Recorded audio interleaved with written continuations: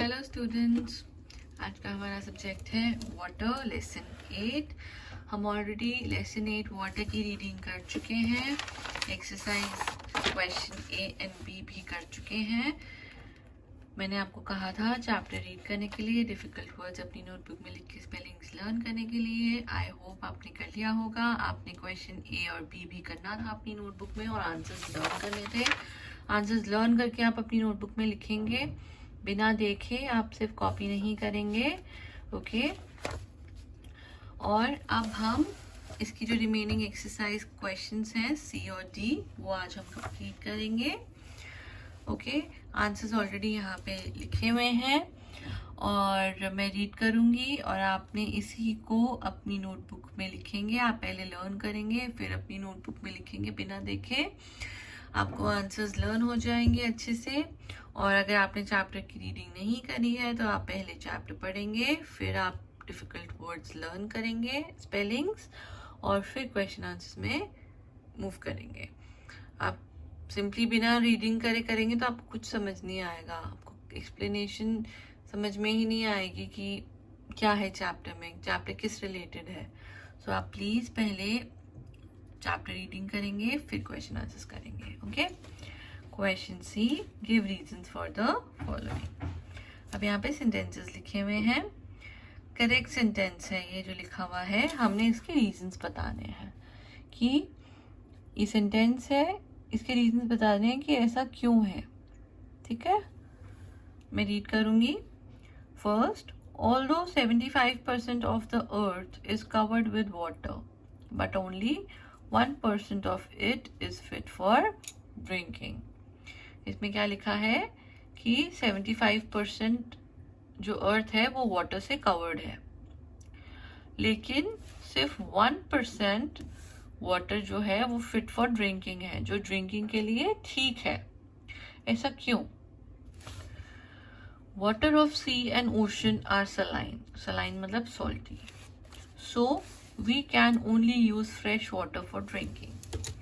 अब इसमें लिखा है कि जो ओशन और सी का पानी है वो खारा है, दैट इज सलाइन, सॉल्टी, और वो वाटर तो ड्रिंकिंग के लिए बिल्कुल सूटेबल नहीं है, बिल्कुल ठीक नहीं है। सो ड्रिंकिंग वाटर जो ठीक है, जो फ्रेश वाटर है, दैट इज ओनली 1%, और हमें 1% ही पानी ड्रिंकिंग के लिए फिट है अर्थ में। 75% तो कवर्ड है वाटर, बट उसमें से सिर्फ 1% है ड्रिंकिंग के लिए ठीक, क्योंकि बाकी जो वाटर है वो सलाइन है। ओशन और सी का वाटर है वो सलाइन है। सो आप कैसे लिखेंगे? Water of sea and ocean are saline, so we can only use fresh water for drinking. Second, water pipes and drainage pipes should not be laid side by side. जो water pipes और drainage pipes हैं वो साथ साथ नहीं रखनी चाहिए। क्यों? अब इसमें मैंने because से शुरू करा है, बट आप because से शुरू नहीं करेंगे। आप पूरा ये मैंने अंडरलाइन करा है जो आपने पहले लिखना है। Water pipes and drainage pipes should not be laid side by side. फिर आप कॉमा डालेंगे साइड बाय साइड के बाद, फिर आप लिखेंगे because there is a chance of seeping and contamination. Question 3, rain is the main source of water on the earth. Rain जो है वो मेन सोर्स है वाटर का अर्थ में। इसमें भी आप ऐसे ही लिखेंगे, rain is the main source of water on earth because it fills ponds, lakes, rivers on surface level as well as underground water. आप सब बच्चों को पता है कि रेन जो है वो मेन सोर्स है वाटर का अर्थ में। रेन होगी तो उससे पॉन्ड्स, लेक्स, रिवर्स फिल होंगे, और पॉन्ड्स, रिवर, लेक्स भी एक तरह का सोर्स है वाटर का। लेकिन अगर रेन ही नहीं होगी तो ये सब फिल नहीं होगा। So rain is the main source of water. D question, answer the following questions. First, mention the main sources of water for plants. अब इसमें मेन यूज ऑफ वाटर पूछा है प्लांट्स के लिए। प्लांट्स के लिए वाटर कैसे यूजफुल है? Water helps the plants in their growth and living. जो वाटर है वो हेल्प करता है प्लांट्स को इन देयर ग्रोथ, सर्वाइवल के लिए और ग्रोथ के लिए, लिविंग के लिए और उनकी ग्रोथ करने के लिए। वाटर नहीं होगा तो ना प्लांट सर्वाइव करेंगे ना ग्रो करेंगे।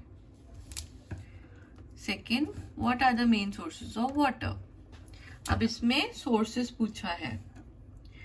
पहले तो आप लिखेंगे मेन सोर्स क्या है वाटर का? रेन। तो rain is the main source of water, full stop. River, lakes, ponds, ocean are also some sources of water. Rain जो है वो मेन सोर्स है वाटर का। अगर इसमें पूछा हुआ होता कि what is the main source of water, sources ना होता, तो आप सिर्फ लिखते rain is the main source of water, full stop, answer हमारा कंप्लीट हो जाता। पर इसमें सोर्सेज पूछा है तो आप मेंशन करेंगे river, lakes, ponds, oceans are also some sources of water. Question 3, what is underground water? Rain water seeps into the ground, it is called underground water. Question 4, what are the 3 forms of water? अब इसमें ध्यान देना, आप forms पूछा है, sources नहीं पूछा, तो आपने फॉर्म्स पे ध्यान देना है। फॉर्म्स क्या है वाटर की? सॉलिड, लिक्विड, गैस, ये 3 फॉर्म्स हैं। बट हम इसमें सॉलिड आइस होती है क्योंकि वो फ्रोजन होता है, वाटर फ्लूइड लिक्विड होता है तो वो वाटर, और वाटर वेपर या स्टीम जो होती है वो गैस फॉर्म में होती है। तो आप लिखेंगे ice, water and water vapour are the 3 forms of water. ठीक है, इसको ध्यान रखना। आपने ये दोनों क्वेश्चंस के साथ, अगर आपने पहले का एक्सरसाइज के क्वेश्चंस नहीं करे हैं तो आप वो भी करेंगे, चैप्टर रीड करेंगे, डिफिकल्ट वर्ड्स जो अंडरलाइन किए गए हैं उसके स्पेलिंग्स लिख कर लर्न करेंगे, और ये भी क्वेश्चन सारे लर्न करके आप अपनी नोटबुक में लिखेंगे। ओके, आप ये कर लेंगे तो हमारा पूरा चैप्टर कंप्लीट हो जाएगा। फिर नेक्स्ट टाइम हम न्यू चैप्टर में मूव करेंगे। Okay, thank you.